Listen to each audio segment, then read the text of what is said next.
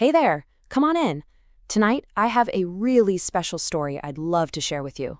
It's all about a little boy who, didn't have much at all, but he figured out how to turn his toughest times into this incredible shining gift for everyone. This right here, this was his secret. The one simple idea that was like his North Star, guiding him through his whole life. And tonight, you and I, we're going to uncover just how he found this secret and how he decided to share it with the world. So, where does a story like this begin? Well, it begins a long, long time ago. Picture this, the streets of London, all chilly and wrapped in this thick gray fog. And right there in the middle of it all lived a young boy named Charlie. Now, I have to tell you, Charlie's life, it wasn't easy. Not at all. It was actually really, really tough. His family was just so poor, and he knew all too well what it felt like to have an empty tummy and to be shivering from the cold. He even had to go live in a place called a workhouse, just a sad, lonely place for kids who had nowhere else to turn. So yeah, you could definitely say his world felt pretty gray. All workhouses and hunger. But his mother, Hannah, wow, she gave him the most colorful gift you could ever imagine. They'd sit by the window and she would teach him this amazing trick, how to tell these hilarious stories without ever saying a word, just with his face, his hands, his whole body. She taught him to see the world not just for the gray it was, but for the brilliant color it could be. Then one night, and get this, Charlie was only 5 years old. Something absolutely incredible happened. His mom was on a huge stage, singing her heart out, when all of a sudden her voice just faded away. The crowd started to get a little antsy, but little Charlie, he remembered everything his mom had taught him, and he bravely walked right out into those bright, bright lights. He started singing and dancing and making all these silly faces, and then it happened. The audience started to laugh, and that sound, wow, that sound of pure joy was like a tiny spark that just exploded in his heart, and that spark, it would never, ever go out. So as Charlie got older, that little spark from his childhood, it just grew bigger and brighter.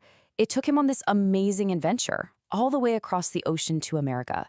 And it was there that he was going to create a character, a friend, really, that the whole world would fall in love with.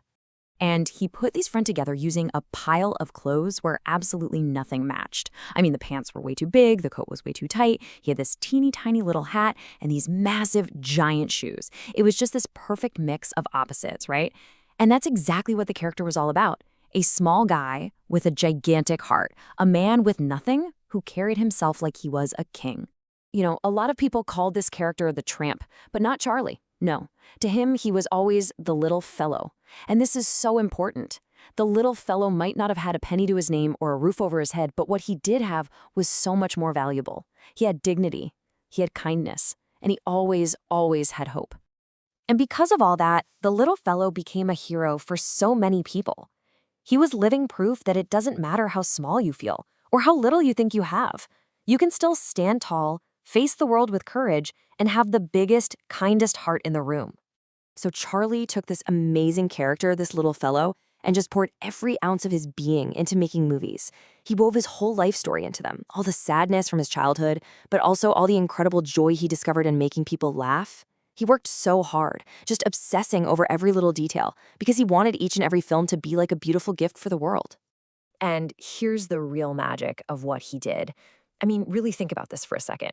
How is it possible that his movies could make you burst out laughing one minute, and then the very next, you feel a tear rolling down your cheek? How did he do that?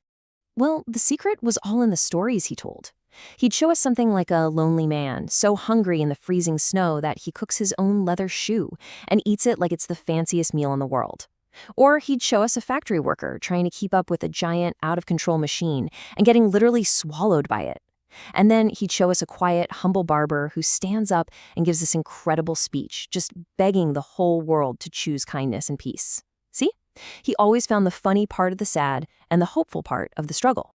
And this really gets to the core of what Charlie truly believed. He was absolutely convinced that laughter wasn't just, for fun. He thought of it as a superpower. For him, it was how we find the strength to pick ourselves up and keep going, especially when things get tough. And get this, he didn't just tell these stories with what you saw on screen. He told them with music too. He actually wrote these gorgeous, sweeping songs for his movies all by himself. One of them is the famous song Smile, which is just this gentle, beautiful reminder that no matter what, there's always a sunnier day just around the corner. So that little boy from those foggy London streets, he spent his whole life spreading that inner light. And in doing so, he created something that would never, ever fade away. Okay, so after being away for many, many years, living a quiet life in Switzerland, an older Charlie came back to America for one last visit. And when he walked out onto that stage, the entire audience leaped to their feet and just started clapping. And they didn't stop. They clapped for 12 solid minutes. Can you imagine? It's the longest standing ovation in history. It was like the whole world was saying, "Thank you for all the laughter." He received so many honors. The Queen of England even made him a knight, so he became Sir Charles Chaplin. He lived a long, full, happy life, right up to the age of 88. And when it was finally his time to leave, he just slipped away so peacefully on a quiet Christmas morning. But you know what? The story doesn't really end there. Because even today, right now, that little fellow is still shuffling across our screens. He'll give that little tip of his tiny hat, a quick twirl of his cane, and he's still reminding all of us to hold our heads high and just keep going. So tonight, as you're snuggling into your blankets and getting all cozy, I want you to remember Charlie. And remember that you have a light inside of you too, just like he did. Even if your day felt a little gray, that light is in there, and it's bright and colorful, and it can create the most wonderful things. And please, whatever you do, don't forget his secret. That simple, powerful secret. A day without laughter is a day wasted. So try to find something to smile about, okay? Every single day. Good night, little star. Sleep tight.